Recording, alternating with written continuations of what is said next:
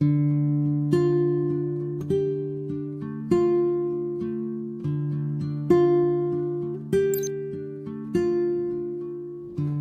gara egun sentiak izutzen ditun bakarrak amenazuak bezala hiltzatzen zaizkit izarrak gaur egitai bat dirudi ilargiaren zeharra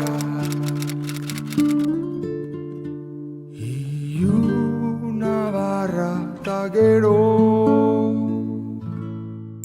Gure lehen guzu zaharrena. Eta bizi izan bere tiak, bere amakin, baina justu gure etxe aurrien, gertu, bizi ginen. Atxilotu zutenean, gabien etorri ziren bere bile, baina gu ez zion tiak ezer ezan. Etorri ziren etxe guzti errekistu zioen, eta tiak ezateu armakin, baina eaman zeben Angel da guri itzion ezer ezan. Urrengo goizien gu eskolako hegi ginenien, etorri zan ezatea, Angel, eaman debe.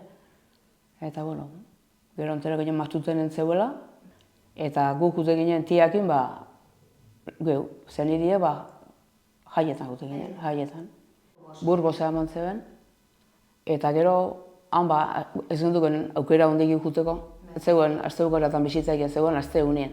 Gaurun tiak jute zen, Angelen lagun bat egan batezun, Sicilio.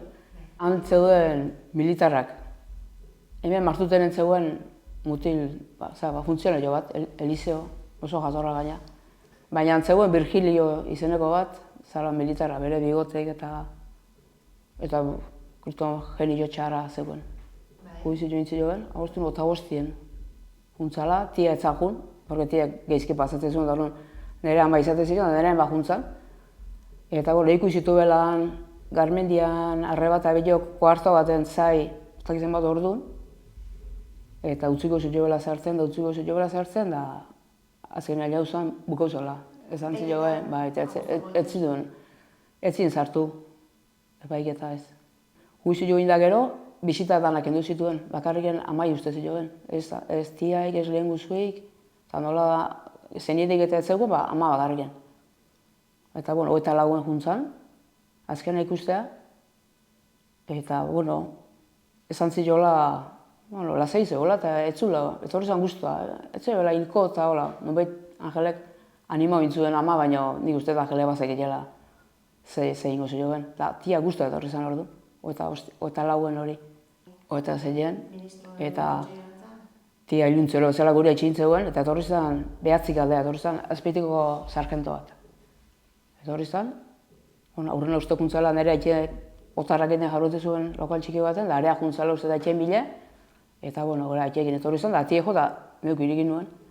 Eta hori izan zuen, Angel kapilan zegoela, eta ikusti nahi bat zuen, ama bakarriken guti zegoela. Eta etzula balio, ama ez da ondo, eta beste bat ez, ama ez bazan juten ez ziola beste ino utziko. Oruntia eman zion nerbiotako atake bat, eta ekarri gendun oso etxeko gendun enfermera bat, uruzilko bat, eta ere kalmantik eta sartu eta, ja juteko prest jarri zen, eta juntu zuen, iruako etxeo, seguru, baina bai. Torri ziren urritxiko tia eta lehen guzuk, eta herriko batzuk, bere lagun taxista bat, eta, zenbako etxe abei jauzien, amarrak aldeago, Burgosea abei jauzien. Bider goizaldea, zutela, fusilatu egin behar zutela, eta gelditu ginen, izen zan, pateko bat, kriston xoka izen zan, noski. Izugarri, eta hori gertatzen nahi zan bezala, jendea etorri handik eta hemendik eta azizan. Eta gero gu Burgosean hemen danak.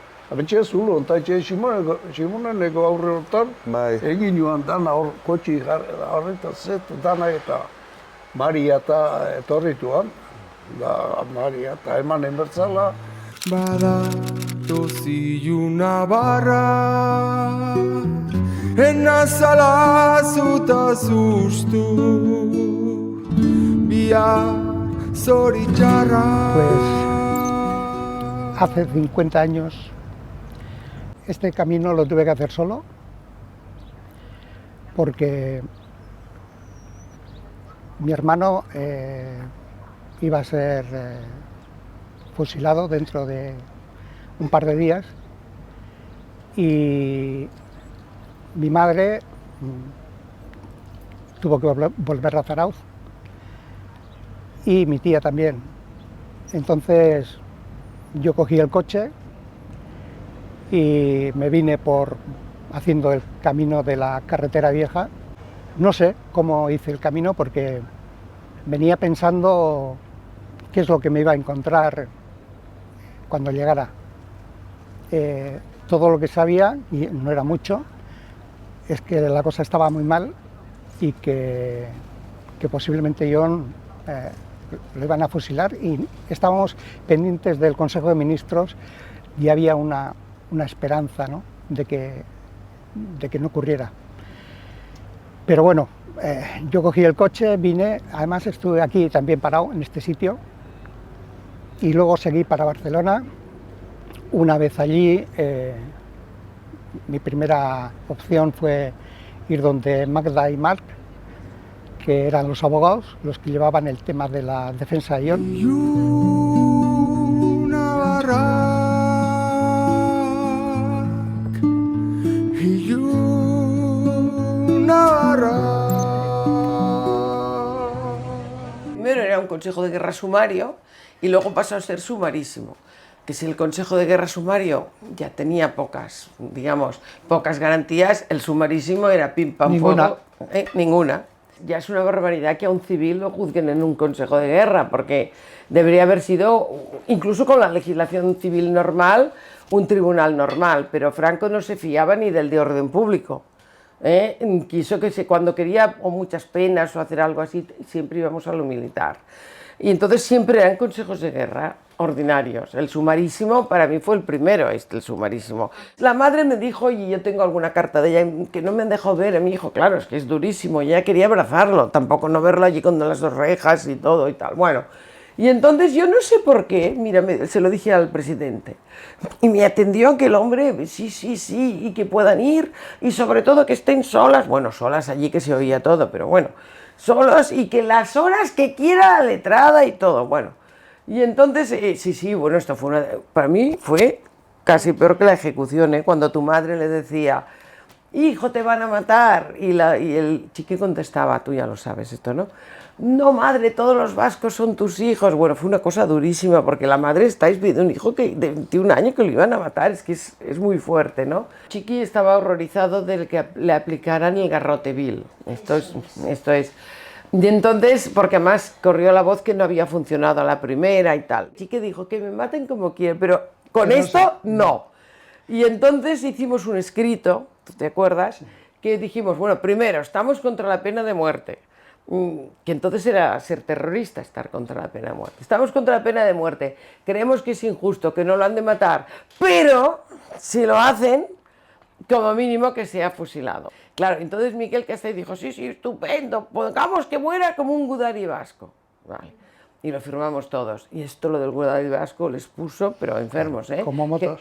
Que nos iniciaron un consejo de guerra otra vez.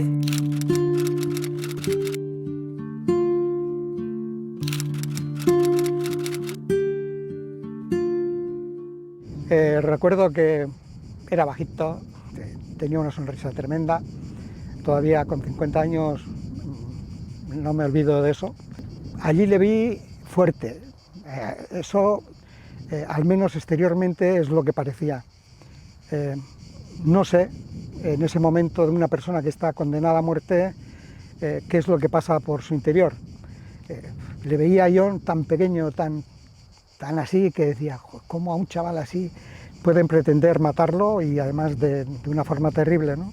Y bueno, salimos de allí, no le pude dar un abrazo ni nada porque estaba el cristal de por medio, y de ahí ya salí y fui al despacho, donde aquello seguía igual, un montón de gente, todo el mundo intentando mover los hilos por un lado, por otro, y veías que todo el mundo quería hacer algo a pesar de que parecía imposible, y eso te daba un poco de fuerzas para seguir.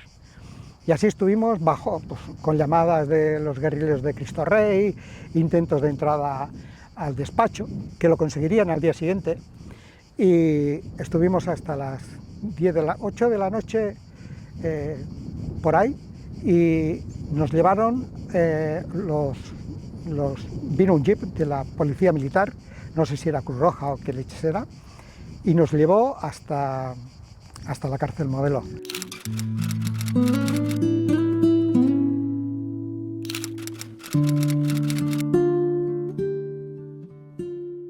Entramos en capilla. Según el Código de Justicia Militar, hay 12 horas de capilla antes de la ejecución. Durante la noche también vino el notario, que lo habíamos avisado nosotros, el notario progresista, Ignacio Zavala. Y entonces estuvo tomando el testamento que saqué yo al pueblo vasco. Y los militares me decían, hoy sí que deja cosas en el testamento, porque estuvo casi una hora con el notario. No todos los notarios hubieran hecho lo que hizo Ignacio, no. Fue valiente el notario también. Y la estampa que me devolvió, ¿tú te acuerdas? El Nemesio me devolvió la estampa de tus hermanos. Y ahí yo creo que fue donde escribió La poesía del Che. la poesía. Mañana cuando yo muera no me vengáis, ya la sabéis.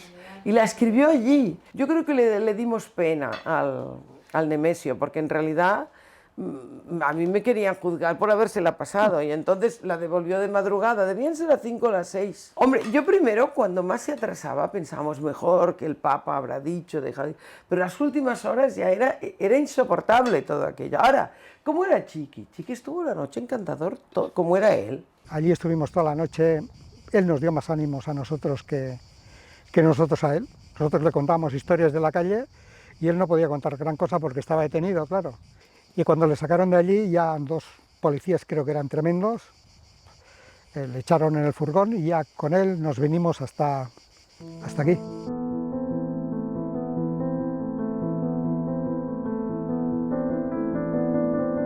Etorri ginenien, bere alaba danak eskakinien ze gertatzen zen, eta aleu ginen honea, eta derrepente joan barrutik da zizaizu gertatzen, hola beha ze eta nola etorri ginen ze honta, eta holago gauzak. Eta, bagarriken ez da inorez ginela sartuko, ama bagarriken sartuko zala. Eta orduko bildurre izu, dana bildurrez holexe, daldarraz. Eta are eleu ziren, goizaldea, eta hemen zegoen dana soldadu hemen zegoen. Eta tia, ezin zuen erten kotxetik, eta bi soldadu heldu eta sartu zebela barrura, eta danak atxeu zeuden. Eta hori zen neska bat, funtzionari bat, eta danak atxeu eta tia horri kriston amorru mazion hori tiek. Eta danak atxeu zebela eta gero juntzan kapitanana itzeitea. Ostak eta aurrena kapitana eta gero atxeu entzeben. Kapitanana eta kapitanak esan zion, hiltze zebenien, norbeak hartzen nahi altzuen korpuz eta esan ziola, sí, lo que no quiero es dejar en Burgos. Kontestau ziola eta ordun, preparatuak duzu 50.000 peseta, funeraria ailatzea nahiko. Eta ez deune inungo isken bilaik, ez deune iztiluiken, porque hartuko du korputze eta atzea eman ingo du, eta inoiz ez dugu ingo nundon zure zenie, esan ziola. Eta, hoxe, gero zara sartu zen, Angel zegoen tokira, eta zegoela 7 militarrekin maio baten hola zegoela, eta esan ziola hori, behak ez zulen horri, egoteko lasai, ez zuela hori, behak bere biriz egitzeko, eta hori, abogaukatik alde ziola, eta abogauek etzan jur. Lumbago gintzegoela esan zuen, eta etzan abogaurik azaldu. Maria zeo jota, nik uste, eta normala da mesela. Eta egin zuen, bari atean joan, eta gero beste dana hartzea. Eta gu dana kanpun zai, abertzea albiste gartzen zuen. Eta, alago zai gendela, azaldu zen, alago atein Maria. Bere ala, ez zuen denborazkoin. Eta, ekarri zen, arrastaka, ezin zan zutik egon. Eta hartzertzun, da agertze zantzun magelek, eta harek jarruntzun ezaten ezintzun itzein. Eta gero urrungo goizien, amak gutezan galdetzea, hil jantzeben da, zentzio ez oindik ez da. ikusten, ez ziloen ikusten eitzula eta ez ziloen usten da. Berriz jute ziren, herri horta, eta berriz etortze zan, eta hil aldebe, eta ez da, bueno, sortzitarrek aldien etorri zanin, ja hiltze bera. Etorri zanien hiltzala abisue, porque telefono publiko bat garriz egon arben, etxetan inor ezen duken. Eta hori telefono publiko hortako etxia, etortze zan tiana, eta kalo, nire amako zeite zuen, eta zatu oindik ez tebe hil, zatu zioen da, berriz etortze zan, da oindik ez da. Gero etorri zanien, ja hiltze bela ezatea, segitu nazi zan jendi etortzen. Nik ez da gero nola entera ziren, baina hasi zi lagunek etortzen, bueno, dana bete zan etxia, jende pila bat, etorri eta etorri eta etorri.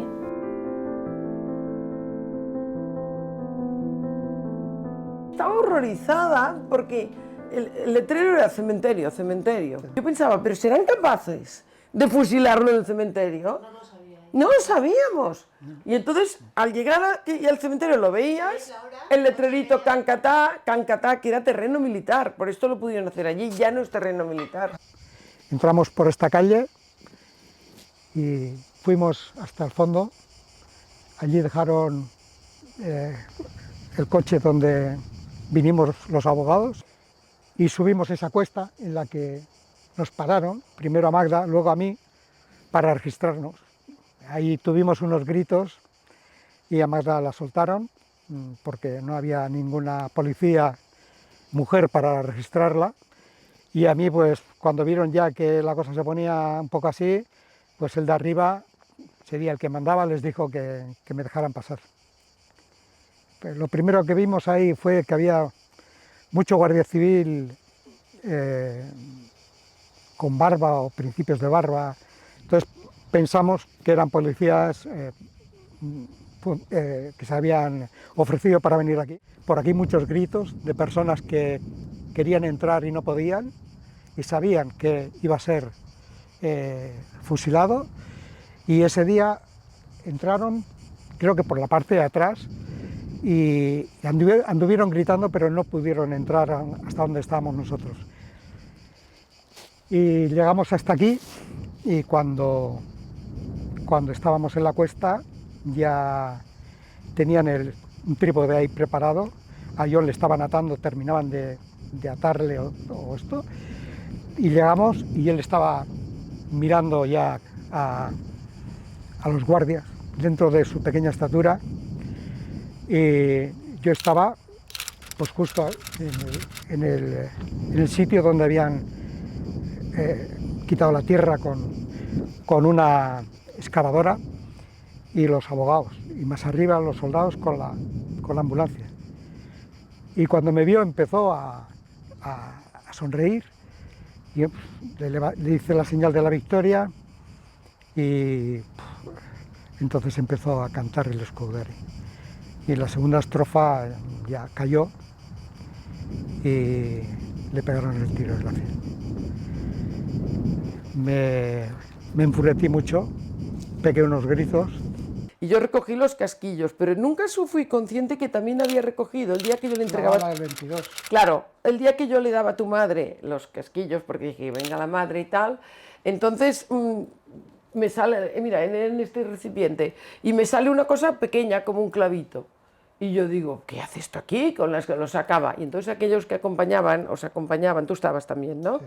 Dijeron, no, no lo dejes, Magda, esto es el tiro. Pero yo lo tuve 30 y pico de años sin saber qué era.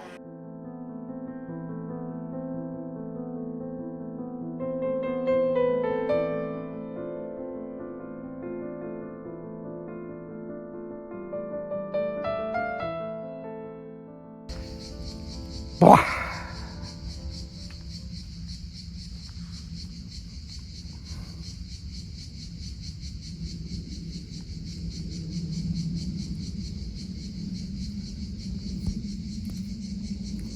Berrogeita hamar urte. Eta hemen gaude. Hemen gaude. A ber, egun batian ikusiko gea hau pizkat konponduta edo. Y luego ya marchamos a Barcelona y al día siguiente volveríamos ya al funeral. Y aquello fue increíble.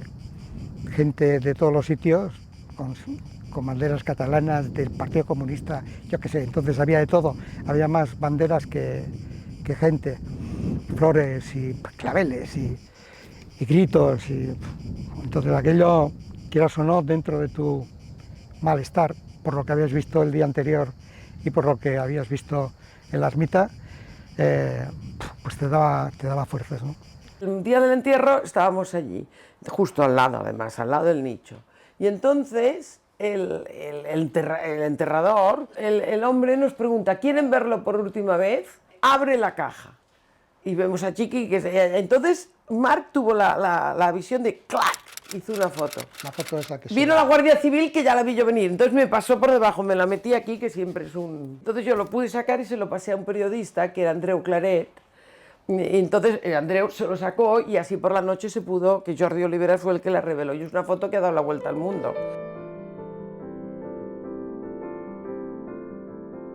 Eta hemen zion Jon, urte bat iaia, pizkat gehiago, zarautzera eramateko, Jontxu. Ja etxean zaude.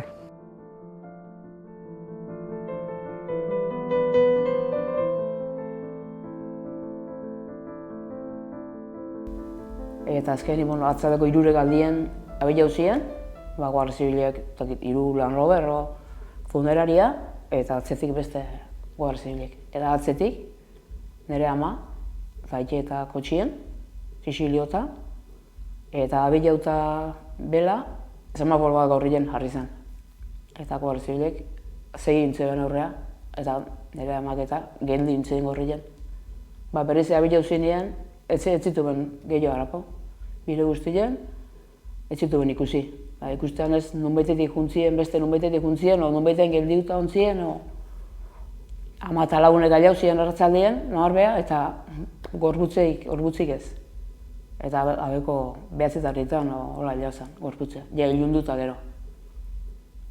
Pentsat, hori egin zeben, jendeik ez zeien egon, ebitatzeko pentsatzea egingo zebela, baina jende pila bat zegoen. Arratzaldeko hiruretan hilo ginen gu kanpo santura tia eta ia kruzien kontrola jarrita zeuden, da ez zeioen hori pasatzen usten.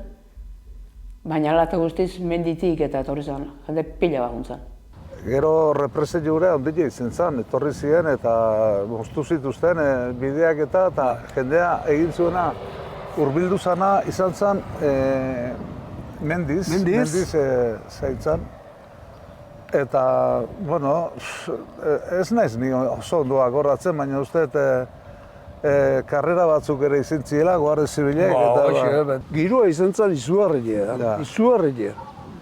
Zatean, zaliti behera eta ze jendetza, mendin behera, jota jendi arrastaka. Eta beste Guardia Zibilek eta azita beste aldetik jendita, haiek ezin dana zaitu eta beste aldetik. Ike zargena kukukutan bezala, iezikata. Iezikata.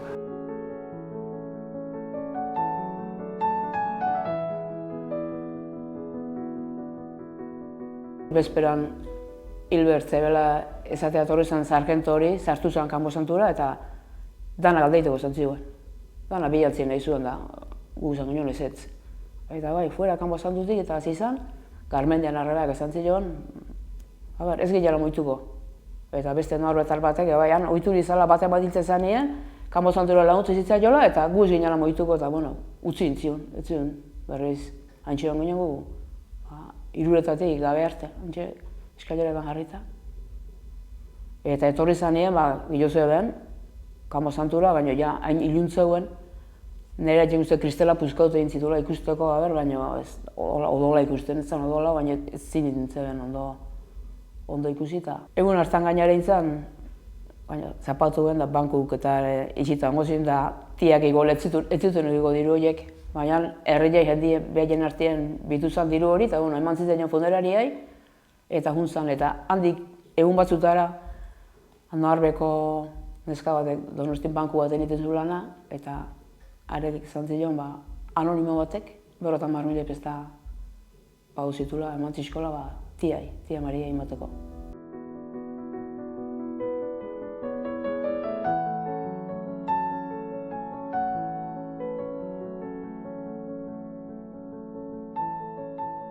Franco estaba muriéndose.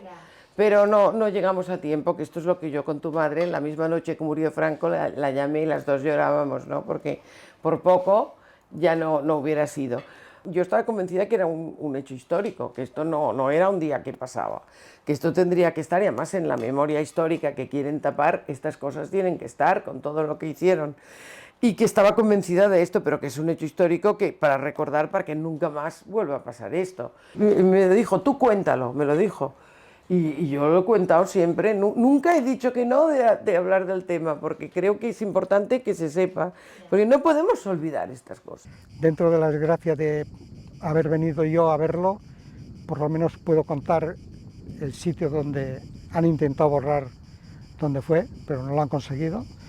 Y espero que en este 50 aniversario alguien tenga la suficiente capacidad mental de decir que aquello que ocurrió no debió ocurrir, y que las nuevas generaciones, para saberlo, sepan que ahí asesinaron a un chaval de 21 años, que era idealista, que luchó por el pueblo catalán, el gallego, el español y todos los pueblos de España. Balada makabro hontan bildu ditu giza txarrak,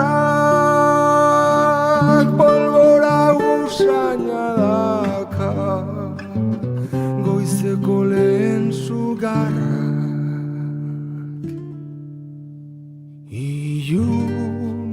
Som un relleu i una continuïtat de l'acte que es fa aquí, en aquest mateix espai, en el lloc on van assassinar Chiqui, i d'alguna manera el que hem fet ha sigut donar-li continuïtat i recollir el testimoni, perquè les coses no han canviat gaire des de llavors, no?